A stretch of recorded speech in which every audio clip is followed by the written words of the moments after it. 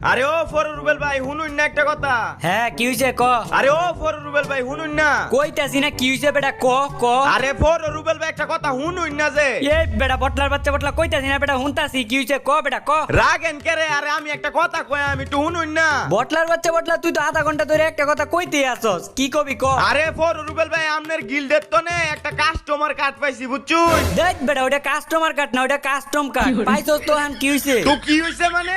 আমি আপনার লগে কাস্টম খেলাম বুঝছুন। তোর তো দেখতাছি দিন দিন বেটা সাহস বাইরে যাইতাছে, তুই আমার লগে আই বেটা কাস্টমার চ্যালেঞ্জ করস। ছোট ভাই বাজার গুলো খেলকা যা বেটা যা। ওইটা দুর্বল প্লেয়ার, ওইটা আমার লগে পারে না বুঝেন নাই। আপনার মতো শক্তিশালী প্লেয়ার লগে খেলাম বুঝছুন না হুন। যাক আর কেউ না কোক, তুই তো আমার শক্তিশালী প্লেয়ার কইছস। তুই আমার শক্তিশালী প্লেয়ার কইয়া বেটা আমার নরম মন্ডারে গলায় দিলি। আচ্ছা যা তোলো কাস্টম খেলবো, কিন্তু কাস্টমে কোনো বাহানা ধরতে পারবি না। আচ্ছা লইন লইন, কোনো বাহানা সানা দিতাম না। আমি কেমনে বাহানা দেই মিয়া? যেটা আমার লগে গড়ে ওইটাই তো করি। হ্যাঁ আমি তো এটাই কই, তুমি কি বাহানা ধরতে পারো? তুমি তো কাস্টমে যাই অভিনয় করো।